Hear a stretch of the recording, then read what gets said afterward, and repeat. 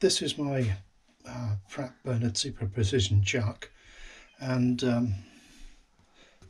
I had the option when I bought it to have a backplate fitted by an engineer. Now I just took it as read that when I fitted this to my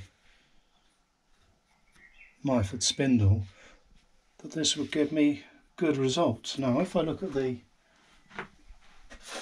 calibration sheet, probably see that those are all listed in microns, and there's lots of 20s and 30s there, which isn't very much. So I've set it up on my lathe. We're clocked up with a gauge. Hopefully we can make a better job of seeing that one. And I've got a test bar in the jaws, and I'm looking for. Let's just see if we can line that up a bit better. Let's go around again, maybe. I'm not going to do it.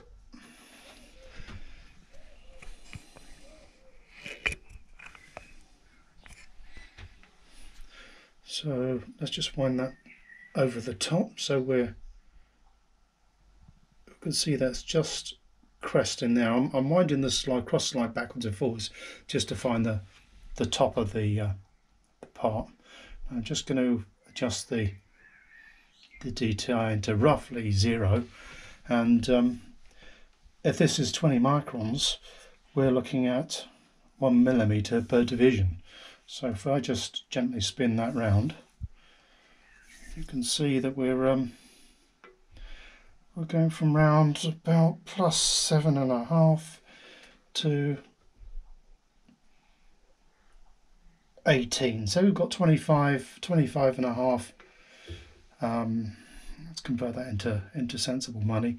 0.25 of a millimeter of variation in this chuck with a test bar. Now I've got a hand crank in there just to turn that, just in case anyone was wondering how that was happening. It's not under power, the lathe, but this is what we've got. Now I've taken the bolts out of here and held the chuck up against this plate just to check the chuck itself. So inside of here there's a recessed lip that I'll probably show you in a minute, and this chuck sits on that lip, and that's what gives its concentricity or its level of precision, as well as this surface that's in here that goes in radially inwards. If there's any nutation or wobble or play in that one, that's not going to help the problem, because we've got a lot of change from here to here. So if we've got a small error here, this will tend to amplify it. So what we're looking for is getting that much better than that is, because when you're machining parts, it's always an awkward task to take the part out and recenter it and try and find the right spot where this will actually sit.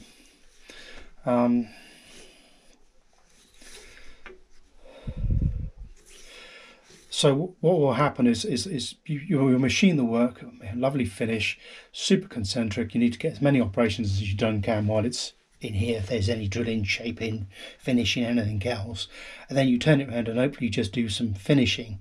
But with 0.25 error, that's not great. So things like when you put chamfers on, you're really going to notice it then, because on one side the chamfer will be quite heavy, and on the other side it'll be quite light.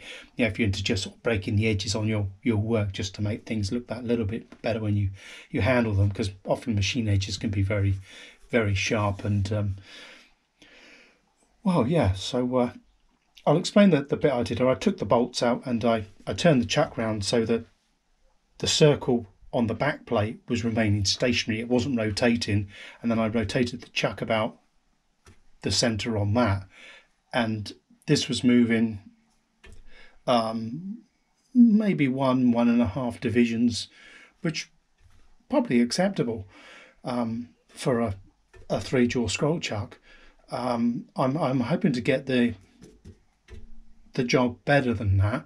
So the idea of me spinning this round and seeing that there wasn't that much play gives me an indication that the recess on the chuck itself is as good as Pratt Burnerd say it is, and what isn't so good is the fit between the thread on my lathe. Now this is a relatively new centre, it's not bent, had any accidents or anything run into the chuck, or tool post run into the chuck or anything like that, so I'm fairly confident that this is running true. So the relationship between the thread on the machine where this was cut and machined is going to be 0.25 out. So I've put that on my machine, and that's the error that I'm seeing now. So this is on my machine now. So what I'm going to do is take the chuck off, clean the threads in the face, and make sure that this is tightening up on there cleanly, because if there are any bits of swarf or bits of brass or whatever floating around in there, that's going to affect the fit of this and be giving me errors similar to what I'm seeing. So that's going to be the next stage, is to take off this this plate, give it a clean, and then take this off, and we'll have a look at how this plate looks. Now here we are with the setup. I've got the lathe set up. I've got the cross slide well forward. I've taken off my rubber swarf guard that just sits in there on the front here to stop any swarf gathering. This is cast iron, so I expect we're just going to get a lot of black dust coming off of that, so no swarf. So providing I wipe this before I get too excited about doing anything else, I should be okay. I've angled the tool in. This is a right angled tool, one that I got from Greenwood Tools, with a indexable insert. I quite like working with these because they're usually quite reliable, and it's only when you start getting well, the machine will let you know when it starts to go blunt, because there'll be you'll still get a lot of noise and the finish won't be so good and things aren't stacking up. So the thing to do is to take that off and expent it with an eyepiece, something a bit like this, but not quite as grubby as that. That's my shop one anyway. So you just usually have a look at the end and see if it's gone shiny. If you're really unlucky or you've been a bit careless with it, you may have chipped it, and that's going to give you not a great finish. So I've angled the tool in there so that I can go in and take a face cut across here. That's quite broad. It's quite a rough surface where the thread joins in. There is a lip here, and there's a slight taper here. So we'll see how we go. I'm going to machine this one off, machine it back a fair way. I've still got a bit to go there because we've got the end of the lathe shaft there. Provided I don't contact that, I'll be happy with myself. And then once I start cutting back here, I can set this distance at exactly 3 inches, and hopefully leave myself in a good place. As I'm taking quite a bit off, I may need to countersink these holes again, just to give a guiding for the thread when I offer the chuck back up. Okay, so we'll see how we go. So here we are. I've taken the first skim off. I've taken 0.2mm cuts down gradually, and this is the surface finish that we're left with. I don't really want to go any further because we're getting quite close to the spindle there, and I don't really want to be cutting into that. I may need to just flat this edge around here at some point, but not in the state it's in, because I don't want to risk contacting the spindle itself, because that's the precision part of this lathe. When you want to use your collets, these are the Myford M2 type collets, and the collet nose piece, you go up a level of precision with those, and those are very, very good. So taking that backwards wouldn't be a great thing. What I've done here is, you can see that we've got the DTI plumbed in, and the crank handles in again. So what I'm going to do is just rotate that one round ever so slowly, and you can see that we're looking pretty good there. That's better than 0.01 of a 100th of a millimetre anyway. So there we are, that's that part done. Now the next part is a bit more tricky. What I need to do is to take this face back. I think I've got around about 3 millimetres of play. This is a metric lathe, and sometimes I work in imperial, sometimes I work in metric. On this machine being imperial, when I make modifications and changes, I try and stick to imperial just to keep it in step with the machine. And also when you're on a machine and it's imperial, you need one set of imperial spanners rather than getting confused and switch between the two. Yeah, so that's the next thing is to take this surface back. This slip that I've left there, that I can't really get any closer skimming that back without getting a bit nervous about things. This is now going to be the new leading lip for the concentric edge. So what I'm going to do is trim this back maybe 1.5 to 2 millimeters on this edge once I've had a measure round, and then take the diameter around to 3.000 inches using my vernier. This may revert to a fit as well, so what I may do is when I get close is to offer the chuck up and take a fit and see how close I can get it. Say the other thing with this surface is this surface was mutating, so it was doing that as it was going round, and I expect this surface is going to do the same as it was related and probably machined in the same way. So I'll take this back, and then I may clock it, I may not, because this has gone okay.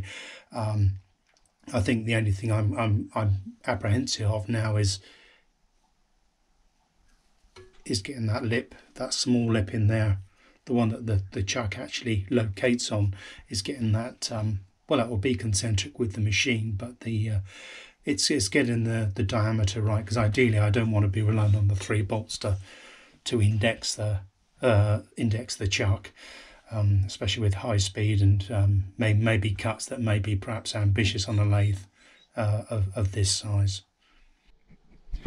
Here we are with the finished article. I've taken a skim on the outside because there was a bruise on there that came when it was delivered, just a mark on the side.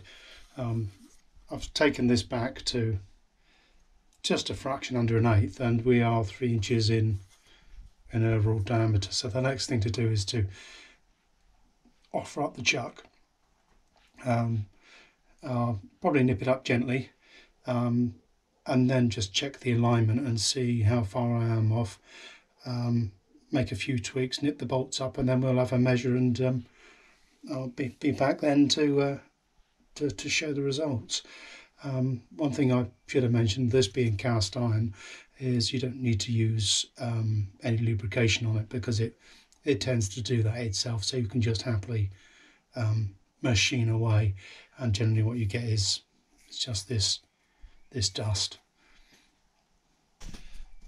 So here we are, here's the finished result. I've got the test bar in and tightened up the chuck now, and as I turn that around, you can see that the pointer's just in a much better place. There's a little bit of wobble in there, but it's the thickness of the pointer and everything staying within the bounds of the zero itself. So there we have it. That's the precision chuck doing perhaps a little better than it was previously.